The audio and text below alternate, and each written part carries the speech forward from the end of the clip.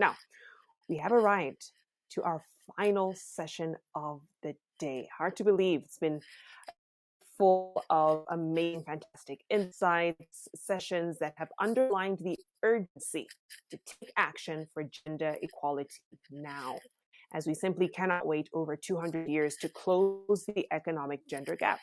So, what are the key takeaways for how companies can advance gender equality in the workplace and the marketplace? Well, let's find out in our closing remarks for today. Take a look.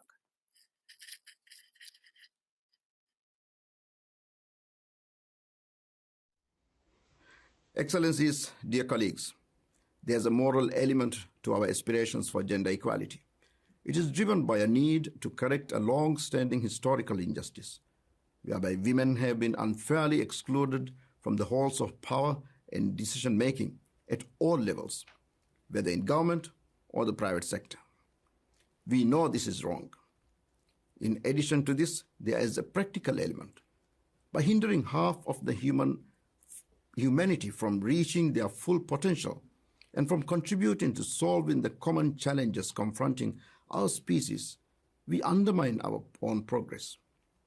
That is why Goal 5 of the 2030 Agenda for Sustainable Development relates to women's empowerment.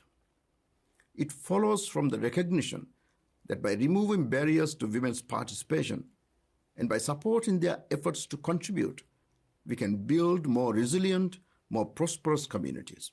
Almost every sector and profession we can find great examples of women leading despite the odds against them.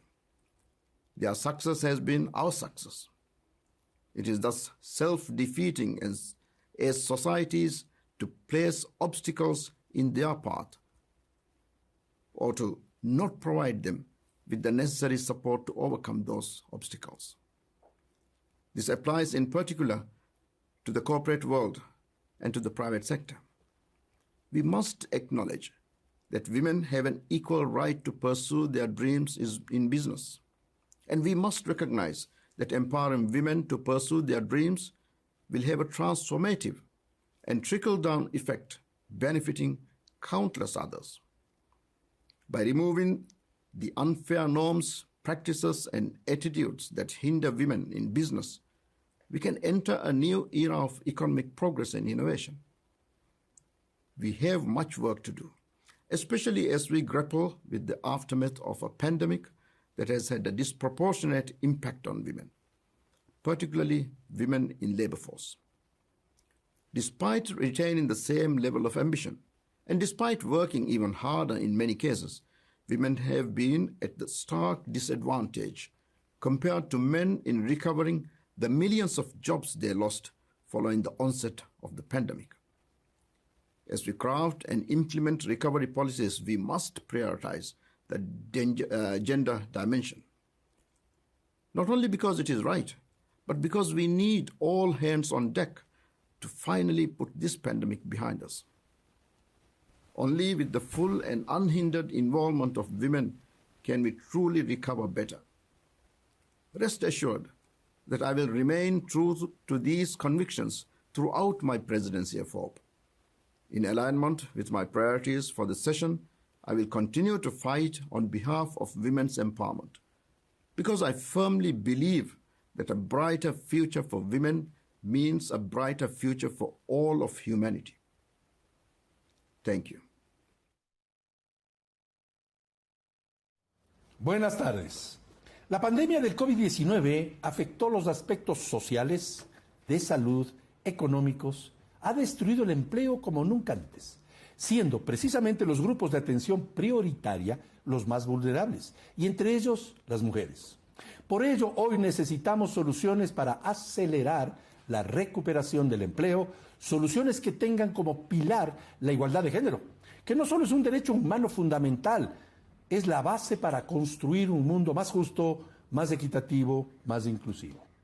Miren ustedes, las mujeres ganan menos que los hombres haciendo el mismo trabajo. Existen problemas estructurales que deben ser atendidos. Por eso nos enfocamos en cómo generar más oportunidades de empleo formal para las mujeres particularmente, pues el cerrar aquellas brechas de género promoveríamos los derechos de igualdad y de desarrollo. Como país, estamos comprometidos en prevenir y eliminar la violencia, el acoso en el mundo del trabajo.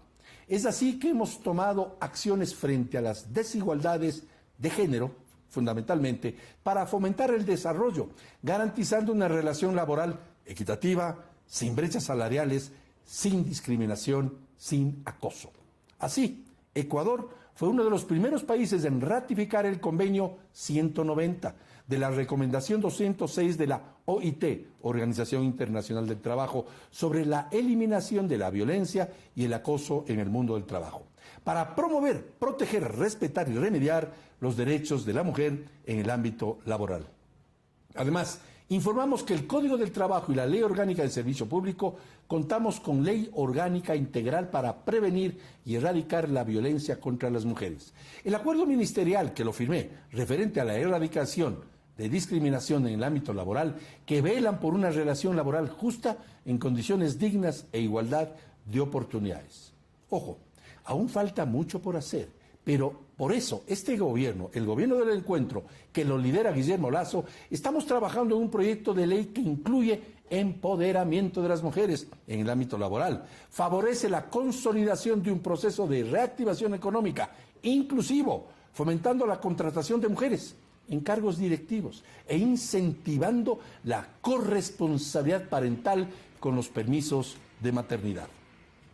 Quiero agradecer al ser parte del Target Gender Equality del Pacto Mundial de las Naciones Unidas, realizado en el marco de la 66 Comisión sobre la Condición Jurídica y Social de la Mujer. Todos podemos contribuir para adoptar medidas concretas para fortalecer la participación y el liderazgo, además del empoderamiento económico de las mujeres. El trabajo en igualdad y sin discriminación debe ser una meta para todos y debe ser visto como lo que es, un pilar importante en el ámbito social, económico y productivo de nuestra sociedad. Muchísimas gracias. به نام خدا، ریکا سادات هستم، بنیانگذار و رئیس کمپانی زنان آبنوس. مدت 10 سال است ما روی کار دیزاین و مدلینگ لباس کار میکنیم. تولیدات ما در مسابقات و فروشگاه‌های ملی و بین‌المللی شرکت نموده است. با امیدهای فراوان برای ایجاد تغییر در بخش‌های فرهنگی و اقتصادی تلاش بسیار نمودیم. متاسفانه بعد از اتفاق اخیر مجبور به ترک کشور شدیم. امیدوارم این 8 مارچ بهانه‌ای باشد برای همصدایی با زنان افغانستان. با ما همصدا شوید. من باور دارم زنان افغانستان پیروز می‌شوند. چون پیامشان پیام آزادی، برابری، حق و عدالت است. 8 مارچ مبارک.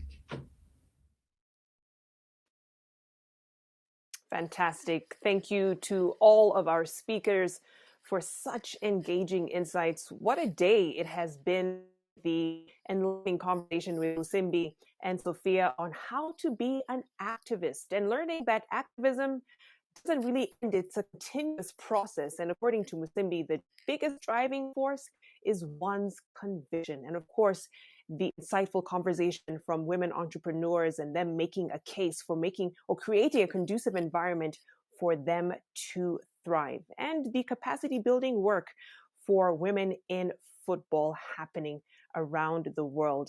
And we can't forget the amazing Ask the Experts session with Matt and Elizabeth from Australia, and tackling GBV from a community and marketplace perspective. Now, this brings us to the end of our plenary sessions for the day. And throughout the day today, we have engaged in so many inspiring discussions and have several important calls to action, not to ponder on or to put on a shelf somewhere, but to act on when we leave today.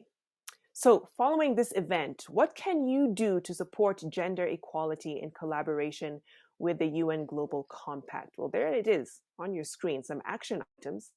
Sign the Women's Empowerment Principles and take the WEP's Gender Gap Analysis tool. That's one thing. Another is sign up for the Target Gender Equality Program. And of course, subscribe to the Target Gender Equality newsletter to stay up to date on new opportunities. convened during the UN's Commission on the Status of Women, Target Gender Equality Live, has brought business representatives from across the globe together with leaders from government, civil society, and the United Nations to discuss how the private sector can disrupt bias and unlock women's leadership, entrepreneurship, and innovation to tackle the world's greatest challenges. That's what it's all about, right? Well, we've heard from so many inspiring gender allies, joined a range of thought-provoking discussions guided by the women's empowerment principles, and practical business examples from the UN Global Compact's Target Gender Equality Accelerator Program. Well, I hope you can all come away feeling empowered to make active changes to advance gender equality. I sure did. And don't forget that the journey towards achieving gender equality doesn't end here. So make sure to keep the conversation going on social media after this event by tagging us at Global Compact and, of course, using the hashtag gender equality.